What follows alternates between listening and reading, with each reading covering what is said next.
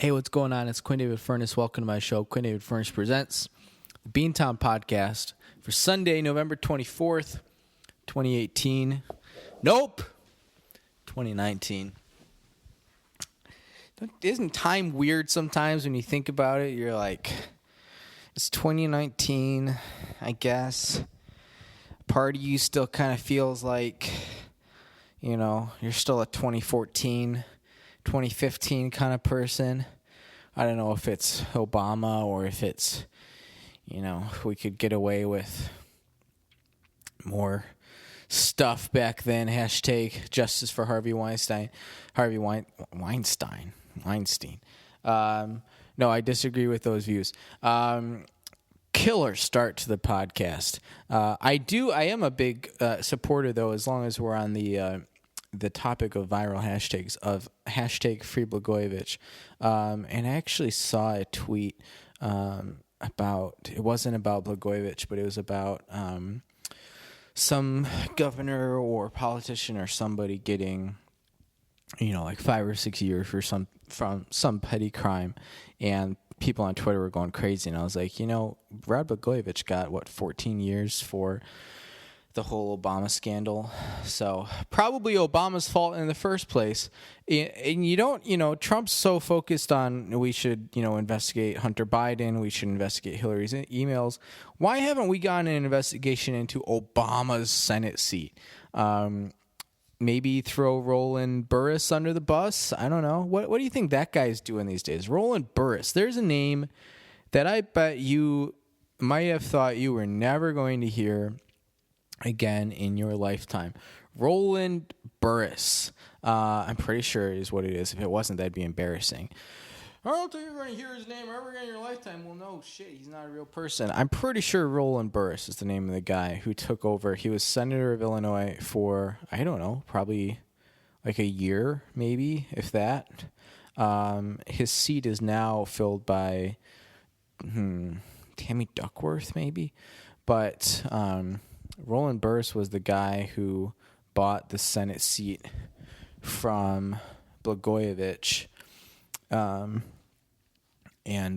Obama's old Senate seat, because it used to be Obama and Durbin, and now it's then it was Durbin and Burris, and then I think someone else took over, and now I think Tammy Duckworth is the senator who sits in that seat. Oh boy, we got panic outside. I always loved how that button on the cart is called panic. You got to yell it out really loud, like panic. Panic at the disco. Is it panic exclamation point at the disco? We'll get our research team on that. I don't know if I know any Panic at the Disco songs off the top of my head. You know that one band, Walk the Moon? They had that one song. That's not how it went, but I can't remember. Come on and dance with me. Don't you dare look back. Here's a holder.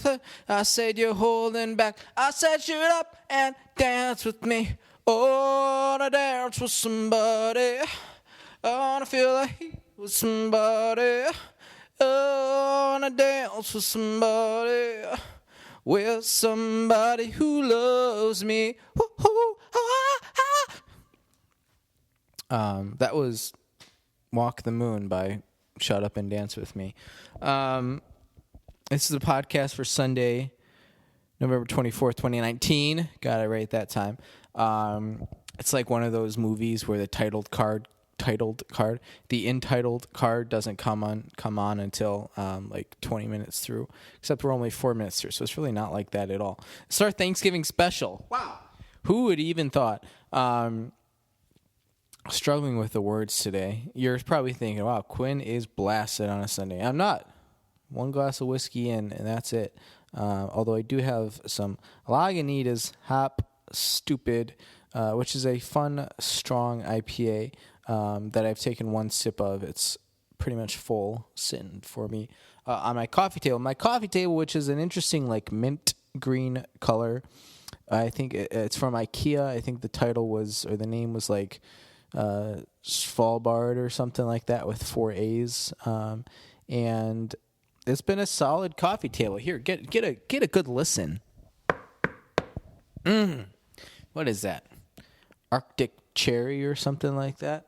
That sounds like a flavor of like Mr. Freeze or Icy, whatever they're called, that you get at the movie theaters when you're 12 and you're going with your buddy Jared to see a B movie. Some of I don't remember all of the movies that we saw, but it was this weird, because you had to, so we were like teenagers, right? We were like 12, 13, 14, because our parents were still picking us up. And we would go see these movies, not bad movies, but just like, usually PG movies that normally now would just be like whatever. But for example, we saw a B movie, right? It's like, okay, kind of interesting, but like a Jerry Seinfeld animated, like the whole thing is just odd. And we decided we wanted to see that in theaters. I was probably like, when did B movie come out? 2008, something like that. So I was probably like 13. Maybe even before that. B movie might have been earlier than that. We saw the Jim Carrey, A Series of Unfortunate Events, in theater together, which was actually an okay movie. I don't think the TV series on Netflix got a ton of press, but they did. They put out 3 different seasons of it, didn't they? Yeah, 3 seasons. Neil Patrick Harris played Count Olaf. That was good. It's something that I don't think a lot of people realize or even think about. It didn't have much of like a cultural impact. They promoted it a decent amount on Netflix, but it didn't get a lot of external buzz, if you will. But I it was well done in terms of like sticking to the source material. I mean, that was the first time they'd ever put that to screen, and these books have been out for 15, 20 years. So that was pretty impressive, because the movie only goes up through the first 3 books, and the film managed to pull off all of them. Which if you watch, or the TV series managed to pull off all 13 books, which if you watch, the second and the third season, which that was the first time those had been put on TV or film, you'll realize how it goes from like a dark, like children's tale to the last couple books are just kind of like, what is this? It's like mystery, but some coming of age as well. Actually, a lot of coming of age. It's just a very different tone that Lemony Snicket, a.k.a. Daniel, whatever his name, wrote. It's interesting. It's a really fascinating book series. It's very complex, very complicated. Some really, really intriguing, just like commentary on morality and ethics and so. Yeah, it's interesting. How did we get to A Series of Unfortunate Events? Netflix. I don't know. Speaking of Netflix, I've watched more Netflix in the last 24 hours than I probably have in the last month. I've been watching Better Call Saul. Oh, I don't know why it took me so long to get to this. The honest reason is I was just waiting for it to build up a little bit on Netflix in terms of the amount of episodes, so that I could sit down and watch a lot of it. So if you don't know, Better Call Saul is about to start season 5, I think, and I believe it's the last season, which should more or less lead you up to the start of Breaking Bad. It's a great show, man. It's not very much. It's a decent amount like a legal drama, so there are aspects of like The Wire built into it, but it's very much a Vince Gilligan style project. The first 3 seasons are on Netflix right now, and I believe the 4th season will drop as soon as the 5th season starts, which is in January. I'm in the middle of the 2nd season right now. It's so good. It's pretty like tight and compact in terms of its characters and its storylines. It doesn't branch out a ton, and because of that, some of the episodes, while the characters are still compelling, like what they spend their time doing is just a little mundane. Like the episode I just watched, I think was season 2, episode 5, maybe. And it's one of those episodes where like nothing happens, but it's also like the conversations weren't that interesting. And people are still doing stuff that will be important to get from point A to point B. But yeah, it's just kind of like, okay. But overall, man, it was so good. I think I watched 3 or 4 episodes last night, which is, anyone who knows me knows that I love movies, but one thing I never do is just sit down, and this whole concept of binge watching is not something that I do, because I rarely have time to just be like, gonna sit down, gonna watch this and this and this and this. It's rare for me to, be able to have time / stay awake to watch one 42, 43 minute episode of something. Otherwise, yeah. So last night was an anomaly, AMOLY,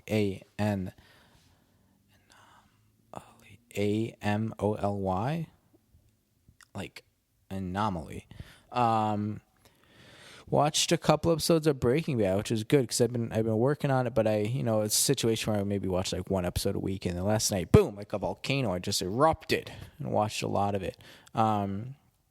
It's so good. If you watched Breaking Bad and you thought it was amazing, which it was, Better Call Saul, definitely worth your time. Just if nothing else, and there's so much more to this, but if nothing else, just to get more Bob Odenkirk, who, it's amazing how this guy, was a really good comedian, had a fine career, and then all of a sudden got this role and just went into like mega stardom status.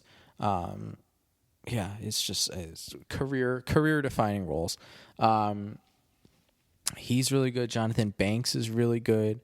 They've really added a lot to his just like emotional development in these prequels, and then you get some really compelling work from Michael McKean as well. Oh, and they're, I'm sure. So don't spoil it for me. Okay, don't send us any emails. BeantownPodcast@yahoo.com. That's Beantown. BeantownPodcast@yahoo.com. Don't spoil the development of the Chuck character, but that relationship is amazing. I just watched the episode where they have dinner. The flashback with his then wife, who I assume is ex-wife now, or maybe deceased. Jimmy's telling all the lawyer jokes, and the wife is really into it, and Chuck is just pissed off at his brother. Oh, it's so good. Michael McKean, amazing actor. In fact, this whole cast, this season you get Ed Begley Jr. in there as well. Michael McKean is amazing. Bob Odenkirk, obviously. Oh, damn, it's good. Vince Gilligan, you bastard, you done it again. Speaking of bastards, listener discretion is advised when you're listening to this show. Number one, we'll occasionally use some language, and you already have this episode, so a little late on the discretion there, Q. Number two, podcast is objectively terrible. I was seriously toying with the idea. It's about 4 or 5 o'clock. The thing with the light, the amount of daylight at this time of year, the sun's setting at like 4 o'clock, 4:15, which, Quinn, is this your first year doing this? No, this is year 24, 25, something like that for me. But for some reason I was thinking like, oh, winter, sun sets at 5. No, it's before 5 and it's pitch black outside. I don't know why I was thinking differently, but when I work downtown, which is normal because that's where I work, with all the tall buildings, you get to 3:30 or so, and it's like, it's dark outside. All right, I can only imagine how bad it is if you work on like Wall Street or something. You go out for your lunch break and you're watching the sunset. Of course, the sunrise is a little bit earlier, sometime in the 6 a.m. hour, but still, I'm never out that early, except for yesterday I was, because I had to work in the Loop very, very early. So I was walking to the train at about 6:45, something like that, and it was bright out, which my body was not ready for. But it's our Thanksgiving special, believe it or not. So you might be thinking, hey, Quinn, what are you thankful for? Well, there's a lot to unpack here, isn't there? I'm clearly thankful for Better Call Saul, because it's just been fun to experience that for the first time. And maybe if I watch it a lot over Christmas break, then I can watch each episode as it comes out for season 5. It'd be a lot of work, but I think I'm up to the challenge, the task at hand. I have a lot of time next weekend to just lounge, right? 4-day weekend, and only days I have plans for are Thursday, Thanksgiving Day. Otherwise, it's going to be a lot of television. What else am I thankful for? Well, that's a good question. I was playing a lot of guitar actually today. I haven't been able to play as much lately as I would like to, but I was playing some good Death Cab, Ben Gibbard. I thought about bringing some on the podcast, but I just figured if I don't want to listen to it, you don't want to listen to it. But that brings me to another point. I'm thankful for the band Coldplay, the British band. They dropped their new album 2 days ago, was it? 3 days ago? Something like that. Called Everyday Life. And I know a lot of the tracks had already been out in some form or another. Not necessarily leaked. Coldplay just did they released almost the entire album before it actually came out. I like the album. I've only intentionally sat down and listened to it straight through once. But immediately I think it's a lot better than their previous installment from 2015. I can't really say it's better or worse than Ghost Stories, because Ghost Stories in the Coldplay discography, was just very different. Not so much in terms of the sound, but just in terms of the purpose of the album. They didn't tour with it, although they're not touring with this album either. It was very much like a breakup album. It's just very different than anything else they've ever done. So it's hard to judge that. It's kind of its own little thing. Milo Xyloto, I think it's fairly similar to Milo Xyloto in terms of how much it bounces around to different sounds and stuff. But I like it a lot.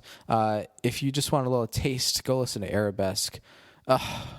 They bring on Fela Kuti's son. I don't recall his name. Something Kuti. So really interesting horn section. A French singer who I'm less familiar with. And then it's just, really compelling. Kind of like Violet Hill or something. Just a different than usual Coldplay sound, but it works so well. It sounds very much like a Kamasi Washington record or something. Obviously, Chris Martin is different than Patrice... what's her name? O'Neill. Not Patrice Bergeron, who's still active, I assume. I don't know. I kind of stopped keeping track of the Bruins after the 2013 Stanley Cup. To me, that was still last year, but it's been a little while since then. The Bruins were just in the Stanley Cup this last year. Was Patrice Bergeron there? I don't know. Someone from our team can check on that. Yeah, thankful for that Coldplay album. That was fun. Now what I really want, we had a new Death Cab album this year. We got a new Coldplay album. I would really love, there's two bands that I'm itching for some new stuff from. Arcade Fire, because I think they're going to come back with something really good. I think Everything Now was not necessarily a misstep, because it was a very intentional project, and I think they did what they wanted with it, but it's just not that memorable and not that powerful. So much of their music, which this is the whole point of the album, but so much of the music in that album was just so surface level, which is what the album was all about, was surface level things. But I just want something from them with a little bit more power. I've been watching a lot of their SNL stuff yesterday actually, and give me some of that stuff again. I would love some new Arcade Fire. And then something that I think people have just completely forgot about, even though they were so big just a year ago, 2 years ago. Portugal the Man. I'm not sure what they're doing right now. I don't follow any of those guys on social media, and I don't think any of them are really into social media. John Gurley or whatever the bassist's name is. Feel It Still, and that album was summer 2017. So we're already at 2.5 years since then. I know Feel It Still is such a big song still, no pun intended. You still hear it in commercials and movie trailers and stuff. But, in fact, I'm going to write that down. I got to see what those guys are up to. I was looking at a list earlier today of the best indie bands of all time, and excuse me, Death Cab was on there, and Portugal the Man was on there as well. Yeah, I would really love some new music from those guys. So I'm hashtag thankful for those two bands. Hop Stupid is 8% by alcohol. Alcohol 8% by volume is what it is. It says OG 1.805. Maybe we can have some of our beer drinkers let us in on what that is. Thankful for friends, of course. It's a classic trope, but it's true. I have some friends. So sorry this shout out is buried so much in the 21st minute of our pseudo Thanksgiving special, but I have some friends who play in a Nintendo like theme song cover band. So think Super Mario Brothers. Bum bum bum bum bum ba-dum bum bum bum bum bum bum ba-da-dum. Or Yoshi, or I guess it's part of Super Mario Brothers, or like Link, Hyrule Temple, Legend of Zelda, stuff like that. So they every other Thursday for the most part are at Replay in Lincoln Park, which is pretty much at Diversey and Sheffield, and it's a video game bar if you've never been. It's a fun little place. All the games are free, and they host Super Smash Bros. They bring a TV and GameCube, and they play. Struggling to think about this here. Super Smash Bros. Melee is the game you play on a GameCube, and just anyone can come play, and it's fun. You have some drinks, listen to a band. Here's where the band comes into play. As you're playing the game, they play the theme song for that specific level that you're playing. It's a lot of fun. They play 2 sets with a little break in between. 8:30s on Thursdays. Go check it out. They'll be there a week from Thanksgiving. They're a lot of fun. You'll get a free sticker. Come hang out with the boys. And shout out for them on Facebook. Go like them on Facebook. Once they get to 2,000 likes, they have agreed to play the I don't know what it is, MII theme song for an hour straight. So that could be fun. Things to keep an eye out on. But yeah, that's the 8-Bit Boys. They're a lot of fun. It's a fairly new project, but I went to college with most, if not all, of those guys in the band. Roommates with a couple of them, 1 or 2 of them in the past. So yeah, it's fun, and they have a lot of fun with it. So anyways, go check them out. You can find some of their music on SoundCloud, and they are a lot of fun. Otherwise, I'm thankful for Home Pride Oregon and their prices. You can't beat them. I'm not going to read the full ad today because I'm just feeling lazy, and I forgot to pull up the advertisements before we started here. I'm also thankful for the Samson Q2U series. It gives you crisp, clean audio quality every time. You can trust it, even when you go a full meter away from your mouth. You still get pretty clear quality. You might just have to lean into that old speaker a little bit more to understand what I'm saying. But then it comes back to you like, wow, that sure was crisp. Remember when God speaks, he'll use a Samson. I don't know what's going on with the Connors. Is it still running?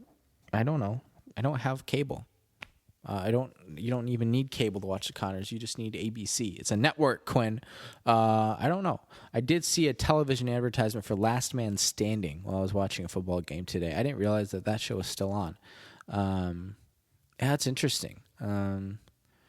Tim Allen is such a divisive figure, not only in his personal life, but in the life that he portrays on his character through Last Man Standing. I've never watched an episode. I've just read about it and seen clips and stuff, but it's interesting. There's a market out there somewhere, probably the same market as Roseanne, and then Cuts by Q. In fact, I did some serious landscaping in my neck area and my chest area. No, I didn't shave my chest, just trimmed around the nips particularly. Cuts by Q. We'll do your hair. We'll do your chest. We'll do your pubes. We'll even shave your legs. It could be an arduous process, but I think I'm up for the challenge. Hey, quick shout out to not shout out, but call out. That's not what I want to say. Something out to the listeners. For those podcast hosts out there, we need some advice is what we're looking for. It's an advice question. Oftentimes we'll answer advice questions on this podcast. Today we are asking an advice question. So for those of you who have dealt with plantar fasciitis in the past, what have you done to solve it? Because you go online, you go to WebMD, and after you get past the part where it says you have cancer, it says, look, to solve or to heal from plantar fasciitis, you just need to stay off your feet. Well, look, here's the deal. Here's the deal with plantar fasciitis. I'm not even going to. I was in the car earlier today with my brother's girlfriend, and scandalous. And I have completely lost my Trump impression. It was solid back in like 2015 when it was fun to do a Trump impression.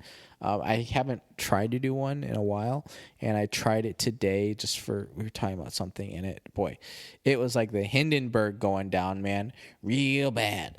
What was that, Jack Nicholson? What even was that? Plantar fasciitis. The online says just rest. Well, the way I am, if I rest for 2 weeks, 3 weeks, it's just going to mess everything up if I'm not working out. I mean, I will struggle to keep weight off. I'm not, eating enough to have significant weight gain, but it's just going to be a pain in the butt to try to lose later. It'll make my days a lot longer because I like to work out during my lunch break. So I can go into the office, work from 9 to 1, go work out, come back, work from 2 to 5. Boom, I'm done. I'll just have too much energy. I won't sleep as well. So then you say, well, Quinn, do an exercise where you stay off your feet. Well, I'm not really sure what to do. I mean, I only run 3 times a week right now, and then my cardio the other 3 days is biking and elliptical, which really doesn't cause a lot of stress on your feet. And you say, well, Quinn, why don't you swim? Well, swimming's the type of activity where it's great to say, yeah, I should just go swim, but then you actually have to find a pool. I could go to a pool in Lincoln Park, but I have to pay about $15, $30 a month, which, no, that's not prohibitive, but you actually have to go. You have to get to Lincoln Park, get off the train, go swim, and even then, very limited hours. It's not like I can just go right after work. So lots of problems there. So here's what I'm getting at. Trying to heal / solve plantar fasciitis without giving up the workouts, because I just don't think that's realistic for me to give up the workouts for, how long? 2-3 weeks? What if you give them up for 3 weeks, you go back, realize it's still hurt, and then you're like, well, I'm up crap creek without a paddle right now. I've read some things about Ichiro working out his foot with a golf ball. That sounds like a crazy amount of pain. Also, I don't have a golf ball, but I don't know. So call to action, if you will, because that's what they say when you read, how are you going to get 1 million Instagram subscribers or something, or podcast listeners? You got to have your classic CTA, call to action. So here's my call to action for our Thanksgiving special. I'd be thankful if you, all the listeners, sent us some interesting tips for how to solve plantar fasciitis. You can tweet at us, BeantownCast. You can send us an email, beantownpodcast@yahoo.com. You can text me. My number is out there on the internet if you know where to look. Spooky. And, you can just come say hi as well up here in Rogers Park on the far north side of Chicago, where you're always open to visitation, visitors, and of other events of the sort. That's what I want to say, and let me tell you what, because where I'm in at 30 right now, and there's a lot more I could talk about, but I don't know if it's necessarily interesting. Here's what you should spend your time doing. Instead of listening to Quinn ramble for another 15 minutes on a variety of topics, what did we even talk about today? Better Call Saul, Portugal the Man, plantar fasciitis. What a thrilling Thanksgiving podcast. Happy holidays, everyone. Here's what I encourage you to do. Here's another call to action. Go watch Charlie Brown Thanksgiving, or at the very least, listen to some Vince Guaraldi from Charlie Brown Thanksgiving. Listen to some or all of the new Coldplay album. It's a double album, but it's only 53 minutes. If nothing else, check out Arabesque, my favorite track off the new album. And you know what? Read a book. That's right. Read a book. I'm reading some Al Franken right now. Mostly stuff from the 90s, which is interesting because I get about half of the political references and half of them just like, oh, that must have been a person.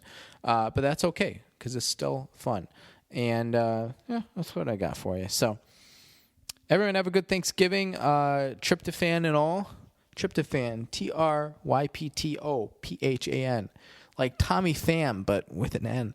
Tryptophan and mashed potatoes. And yams. What's the deal with yams, you know? People are always talking about sweet potatoes, but don't sleep on yams.